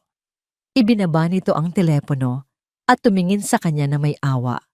Ma'am, yung reservation po para sa linggo, kinansel na. Tumunog ulit ito. Isa pa. At isa pa. Sunod-sunod na pagkansela. Ang balita ay kumalat na parang apoy. Pagkatapos ng ilang minuto, ang dalawa niyang katulong ay lumapit sa kanya, parehong nakayuko. Ma'am Liway, pasensya na po. Sabi ng isa, hindi na po yata ako makakapasok bukas. Nakakahiya po sa pamilya ko. Ang salitang nakakahiya ay tumagos sa kanyang puso na parang isang kutsilyo. Maging ang mga taong tinulungan niya ay iniiwan na siya. Hindi na niya namalayan ng oras. Ang mga huling customer ay umalis na. Ang kanyang mga tauhan ay nagpaalam na rin. Ang masayang ingay ng kainan ay napalitan ng isang nakabibinging katahimikan. Nakaupo lang siya doon, sa dilim ng kanyang maliit na opisina, nakatitig sa screen ng kanyang cellphone. Talunan. Ito na ang pakiramdam ng isang talunan. Winasak ni Mara ang kanyang negosyo, at ngayon, winasak ni Dante ang kanyang pagkatao. Wala nang natira. Hindi niya namalayan ang pagdating ni Dalisay. May dala itong mga supply para sa kinabukasan. Pumasok ito sa kainan at nagtaka sa hindi pangkaraniwang katahimikan. Liway? Tawag niya. Walang sagot. Sinundan niya ang isang sinag ng liwanag mula sa nakabukas na pinto ng opisina. At doon niya nakita si Liwayway. Nakaupo ito sa sahig, nakasandal sa pader. Yakap-yakap ang kanyang mga tuhod. Ang kanyang mga mata ay walang buhay, nakatitig sa kawalan. Ang cellphone ay nasa sahig. Ang screen ay nagpapakita pa rin ng mga mapanirang komento. Walang nagtanong si Dalisay. Nauunawaan niya. Ang katahimikan ay nagsasabi ng lahat. Dahan-dahan siyang lumapit. Kinuha ang isang kumot mula sa kanyang truck at maingat na ibinalot ito sa mga balikat ni Liwayway. Umupo siya sa sahig sa tabi nito. Hindi nagsasalita. Hinahayaan lang itong maramdaman na hindi ito nag-iisa sa dilim. Matapos ang ilang minutong tila walang katapusan, dahan-dahang gumalaw si Liwayway. Hindi ito lumingon sa kanya, ngunit nagsalita ito. Ang boses ay basag at walang emosyon. Tapos na! Natalo na ako. Umiling si Dalisay. Hinawakan niya ng marahan ang balikat nito. Hindi ka nag-iisa, Liway. Lalabanan natin to. Mayroong mahabang katahimikan. At pagkatapos, sa gitna ng kadiliman ng winasak na pangarap ni Liwayway, nagsalita muli si Dalisay. Ang kanyang boses ay seryoso at may bigat na hindi pa naririnig ni Liwayway dati. Pero bago yon, may kailangan kang malaman tungkol sa akin. Ang kadiliman sa loob ng opisina ng kusina ni Tala ay siksik at mabigat. Sa gitna nito, ang mga salita ni Dalisay ay parang isang maliit na kandila. Hindi sapat para itaboy ang lahat ng anino, ngunit sapat na para makita ang daan. Tumingin si Liwayway sa kanya. Ang mga matay blanco pa rin, ngunit may bahid na ng kuryosidad. Ano pa ba ang maaaring mas masahol pa sa nangyari? Anong sikreto pa ang kayang dalhin ng gabing ito? Hindi sumagot si Dalisay sa pamamagitan ng salita. Sa halip maingat siyang tumayo, kinuha ang kanyang wallet at may inilabas mula roon. Isang lumang litrato, ang mga gilid ay kupas na, halatang laging daladala. Inilahad niya ito kay Liwayway. Nasa litrato ang isang masayang magkasintahan. Isang mas batang Dalisay, ang ngiti ay abot tenga, at sa tabi niya, ang babaeng nasa picture frame sa kanyang bahay. Si Elara. Siya si Elara. Panimula ni Dalisay, Ang boses ay malumanay, ngunit may bakas ng sakit na hindi pa rin nawawala kahit sa paglipas ng panahon. Ang fiancé ko, 7 taon na ang nakalipas.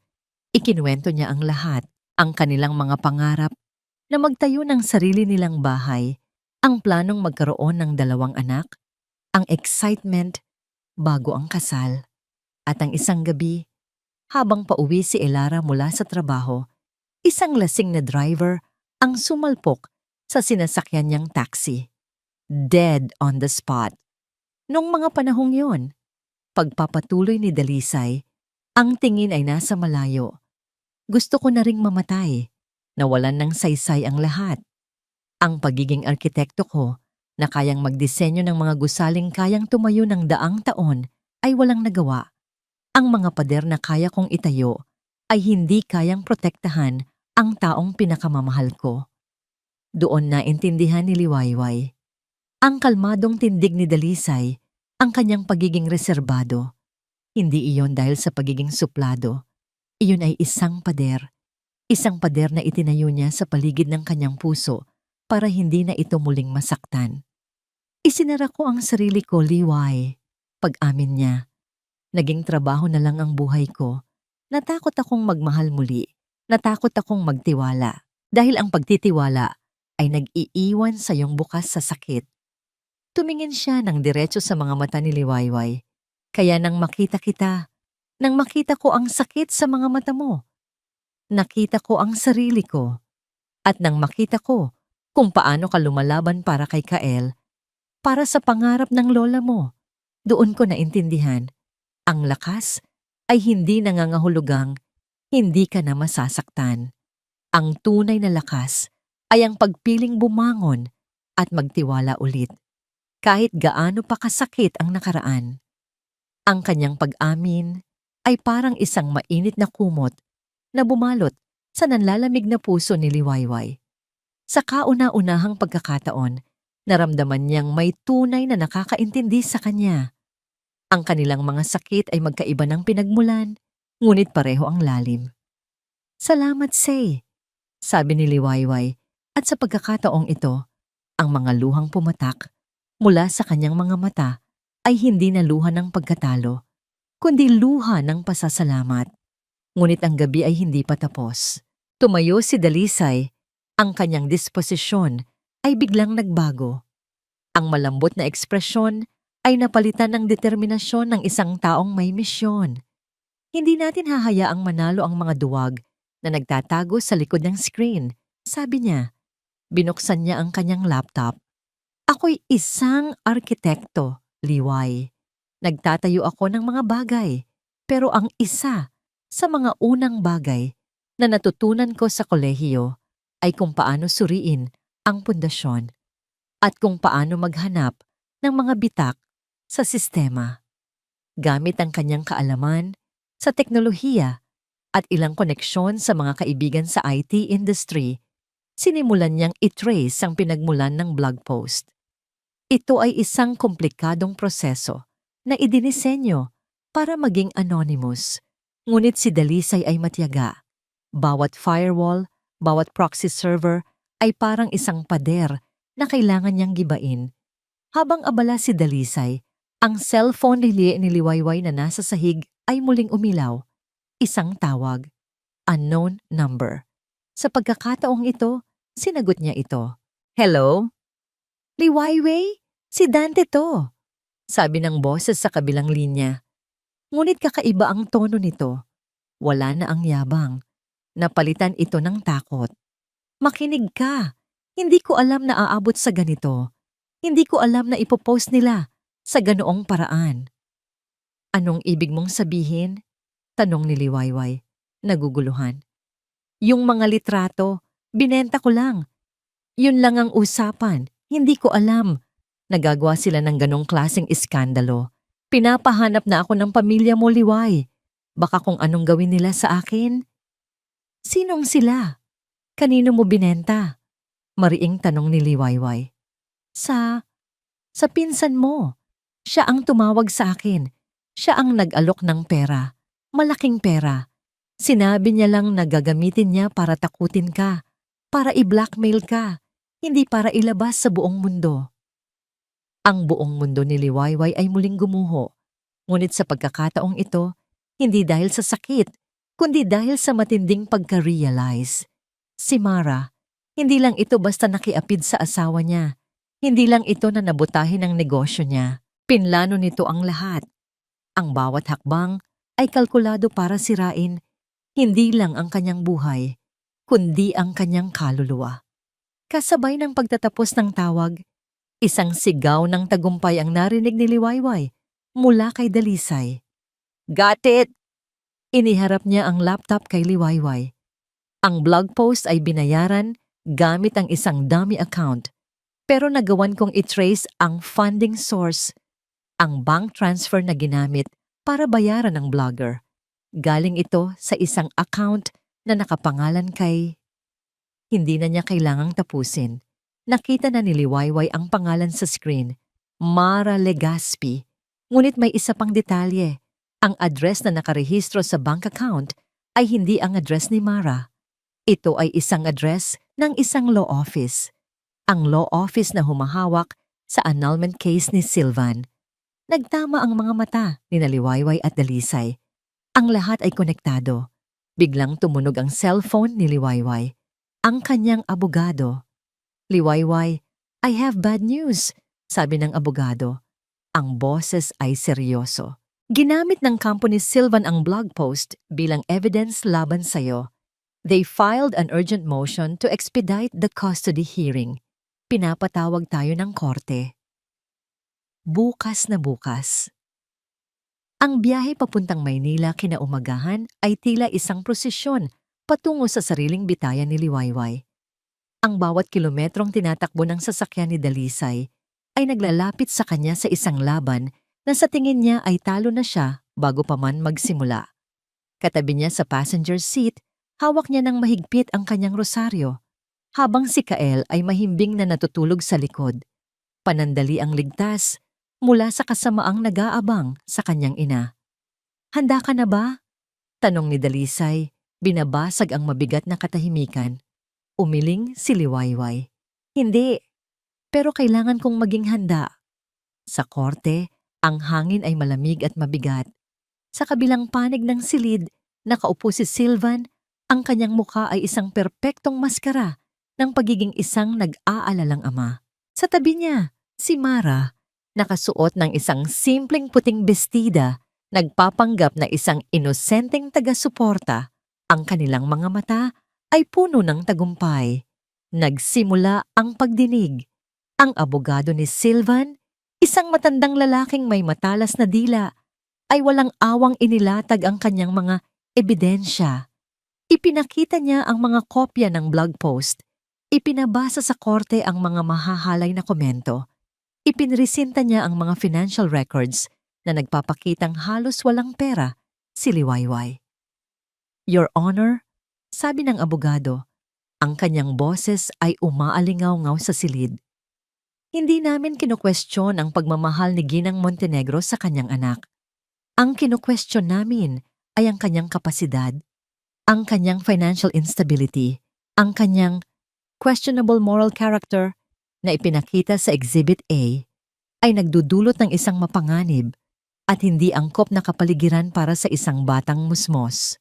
Ang aking kliyente, si Ginoong Sylvan Montenegro, ay may kakayahang magbigay ng isang matatag, ligtas at moral na tahanan para sa kanyang anak.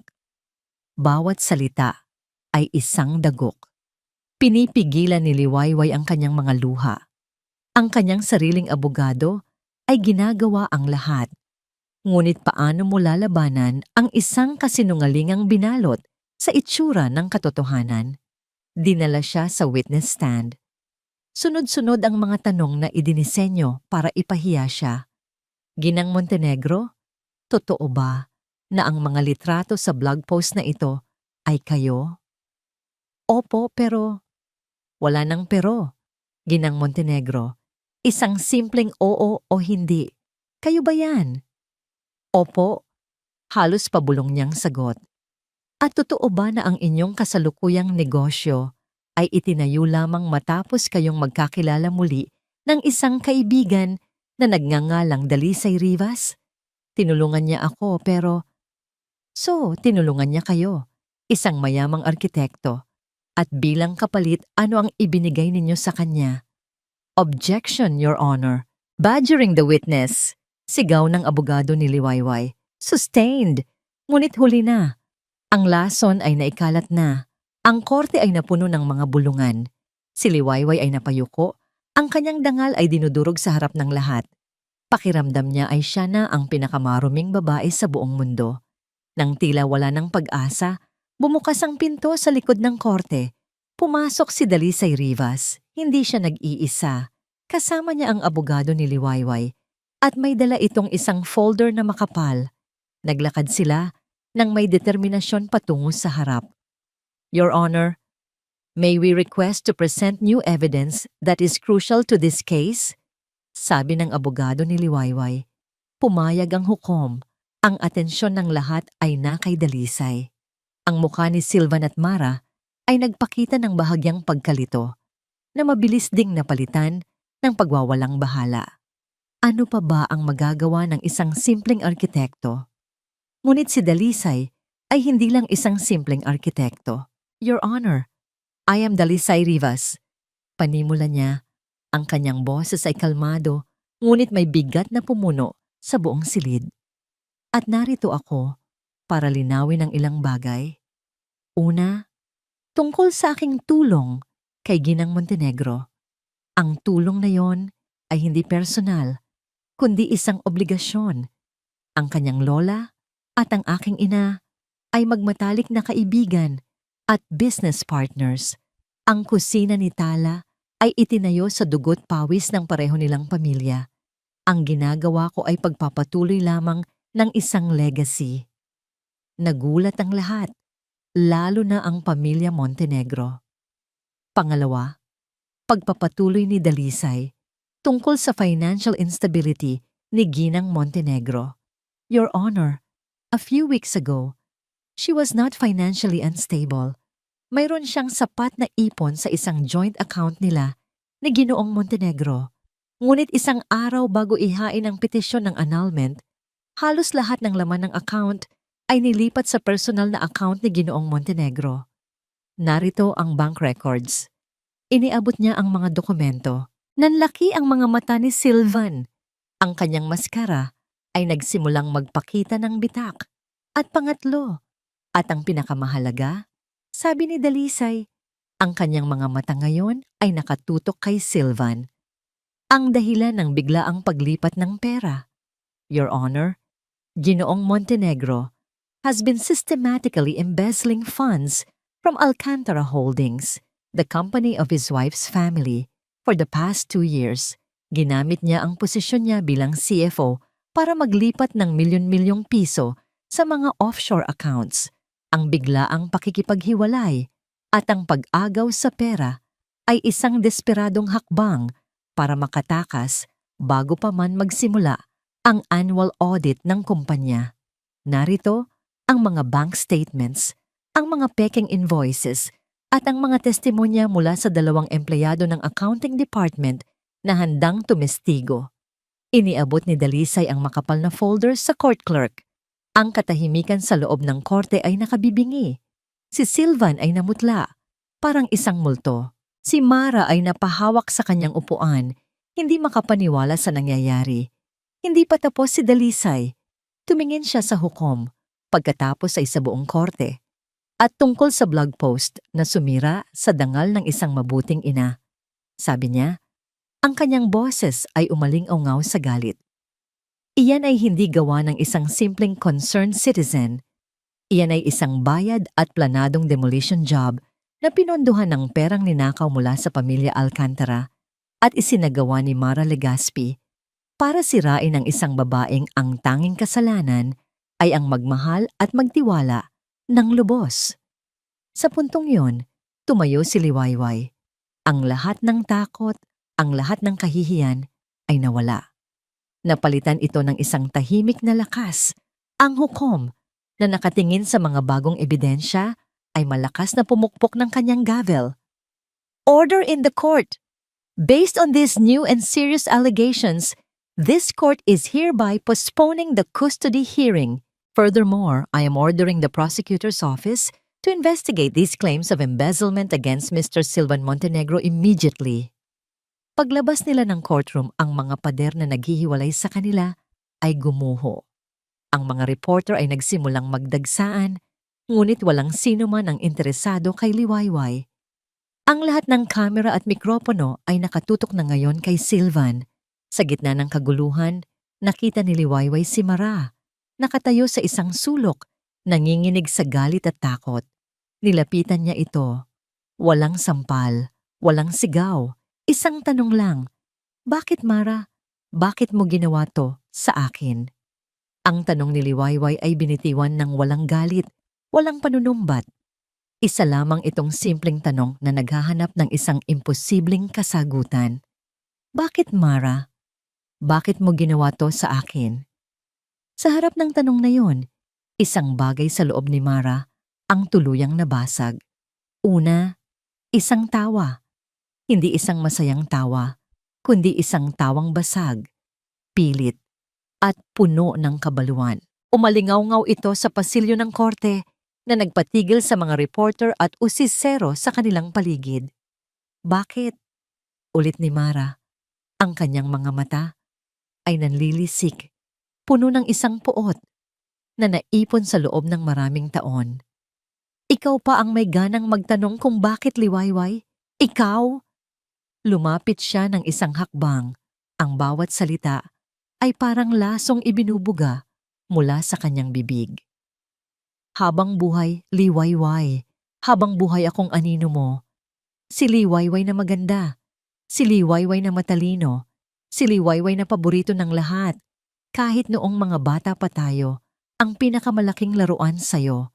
Ang pinakamagandang bestida sa'yo. Lahat ng papuri, lahat ng atensyon, palaging sa'yo." Ang kanyang boses ay naging isang sigaw. Hindi na alintana ang mga taong nakatingin at ang mga kamerang nakatutok sa kanila. Kahit si Silvan, ako ang unang nakakilala sa kanya. Ako ang unang nagmahal sa kanya. Pero sino ang pinansin niya? Sino ang pinakasalan niya? Ang perpektong si Liwayway, siyempre. Kinuha mo ang lahat ng dapat sanay sa akin. Hindi iyan totoo, Mara. Mahinahong sagot ni Liwayway. Ngunit ang kanyang boses ay nilamon ng sigaw ni Mara. "Huwag kang magkunwari. Gusto kong maranasan mo ang naramdaman ko. Ang pakiramdam na maging wala. Ang pakiramdam na maging anino. Kaya oo, inagaw ko siya. At ginawa ko ang lahat para sirain ka. Dahil gusto kong makita kang nagmamakaawa sa lupa. Tulad ng kung paano ako nagmakaawa sa atensyon ng lahat sa buong buhay ko." Sa gitna ng kanyang pagwawala, 2 pulis ang lumapit sa kanilang gawi. Ngunit hindi si Mara ang kanilang sadya. "Mr. Silvan Montenegro, you are under arrest for questioning regarding allegations of large-scale fraud and embezzlement." Ang mundo ni Mara ay tuluyang gumuho nang makita niyang pinupusasan ang lalaking pinag-alayan niya ng lahat. Tumingin si Silvan, hindi kay Liwayway, kundi sa kanya. Ang mga mata nito ay hindi puno ng pagmamahal o pag-aalala, kundi puno ng sukdulang galit at pagkasuklam. Sa isang tingin na yon, naunawaan ni Mara ang lahat.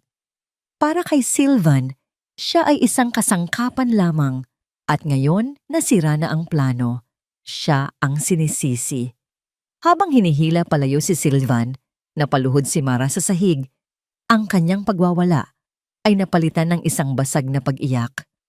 Tinalikuran siya ng lahat. Natalo siya sa isang giyerang siya mismo ang nagsimula. Tinitigan siya ni Liwayway, ngunit ang galit na inaasahan niyang maramdaman ay wala roon. Ang puot ay nawala. Sa harap niya, hindi isang halimaw ang nakita niya, kundi isang taong basag, isang kaluluwang nilamon ng inggit. Ang nakita niya ay isang babaeng mas kahabag-habag pa kaysa sa kanya noong gabing siya ay ipinagkanulo. At ang naramdaman niya ay hindi galit, kundi awa. Walang anumang salita, tumalikod si Liwayway. Bawat hakbang palayo kay Mara ay isang hakbang palayo sa kanyang nakaraan. Isang tahimik na pamamaalam, hindi lang sa kanyang pinsan, kundi sa babaeng minsan siyang naging isang biktima. Tapos na ang kabanatang iyon. Sa labas ng korte, sinalubong siya ni Dalisay. Hawak ang natutulog na si Kael. Maingat niyang kinuha ang anak at niyakap ito ng mahigpit. Ito lang ang mahalaga. Sa loob ng sasakyan, habang binabaybay nila ang daan palayo sa magulong syudad, walang nagsasalita. Ang katahimikan ay hindi awkward, kundi mapayapa. Tumingin si Liwayway sa labas ng bintana. Pinagmamasdan ang mga gusali na dahan-dahang napapalitan ng mga puno. Isang luhang pumatak sa kanyang pisngi. Ngunit sa pagkakataong ito, isa itong luha ng paglaya. Naramdaman niya ang isang mainit na kamay na dumantay sa ibabaw ng kanyang kamay na nakapatong sa kanyang hita. Si Dalisay, hindi ito nagsalita. Hinawakan lang nito ang kanyang kamay ng mahigpit. At sa simpleng haplos na yon, lahat ng salitang hindi kayang bigkasin ay naiparating. Kasama mo ako. Tapos na ang lahat.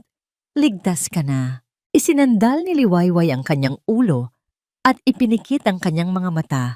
Hinahayaan ang sarili na damhin ang kapayapaan sa kauna-unahang pagkakataon sa loob ng napakahabang panahon. Lumipas ang ilang linggo. Ang iskandalo ay dahan-dahang namatay. Ang pangalan ni Silvan Montenegro ay naging headline, ngunit bilang isang magnanakaw, hindi bilang isang api na asawa. Si Mara ay naglaho na parang bula. Ang kaso para sa custody ni Kael ay naibasura. Nanalo si Liwayway. Isang hapon, isinama siya ni Dalisay sa isang lugar na hindi pamilyar sa kanya. Isa itong bakanteng lote na may magandang tanawin ng mga burol sa di kalayuan. Anong ginagawa natin dito?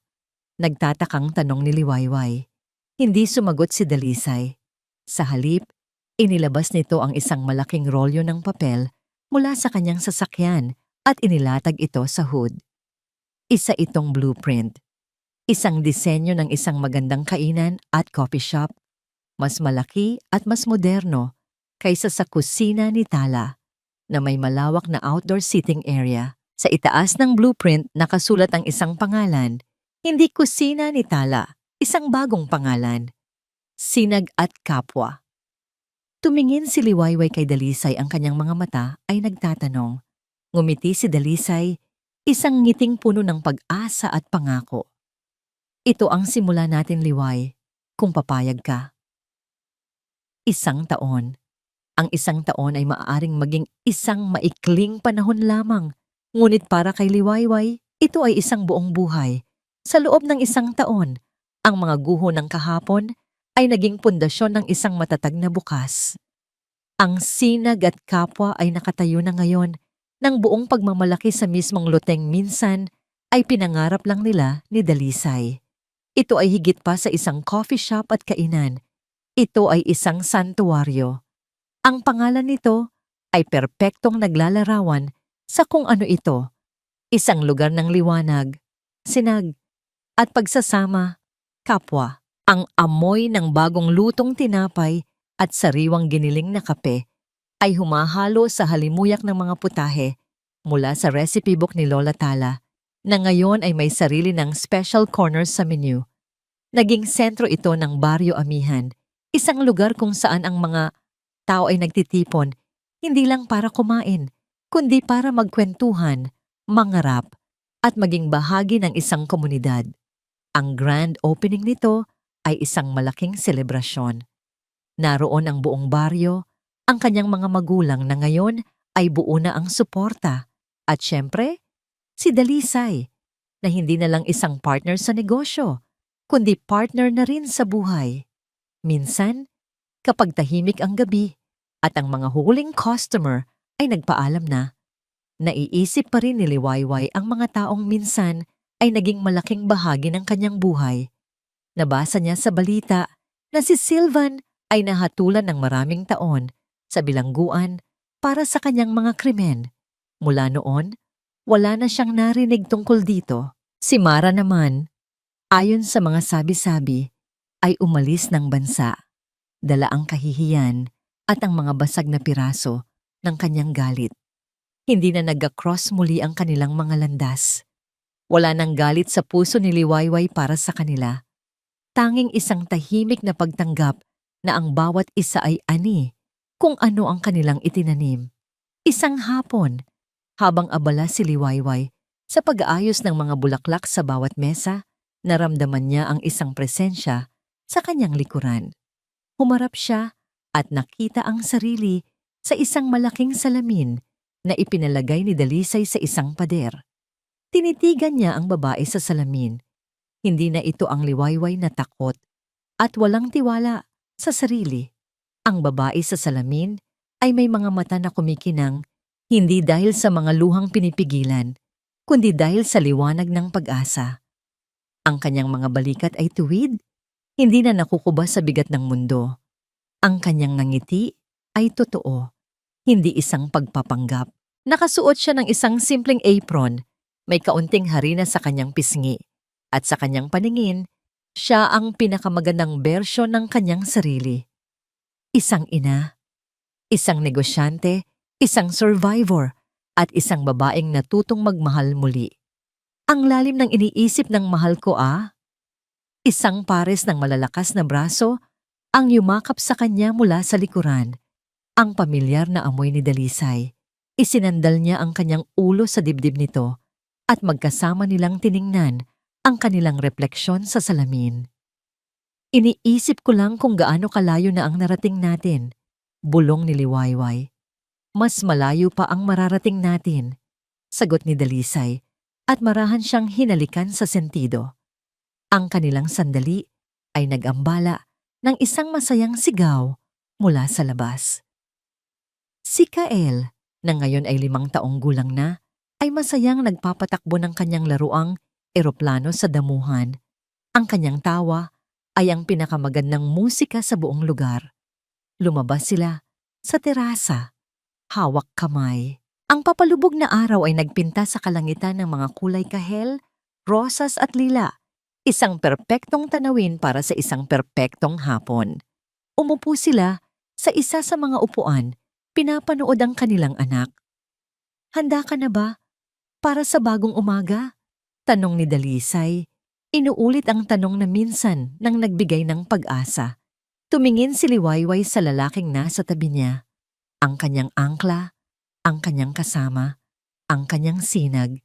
Pagkatapos ay tumingin siya sa kanyang anak, ang kanyang inspirasyon, ang kanyang kapwa. Ngumiti siya. Isang ngangiting puno ng katiyakan, pagmamahal, at walang katapusang pasasalamat. Kasama ka, palagi. At dito po nagtatapos ang kwento ni Liwayway, isang kwento ng pagkakanulo, pagbangon, at paghahanap muli sa sarili. Ang pinakamanahalagang aral na iniiwan sa atin ng kanyang paglalakbay ay ito. Minsan, kailangan munang madurog ang ating mundo para maitayo natin ang isang mas matatag at mas magandang bersyon nito. Ang mga sugat ng kahapon ay maaaring maging mga pinto patungo sa isang mas maliwanag na bukas. At ang tunay na pag-ibig ay hindi dumarating para iligtas ka, kundi para samahan kang iligtas ang iyong sarili. Maraming salamat po sa inyong walang sawang pagsubaybay.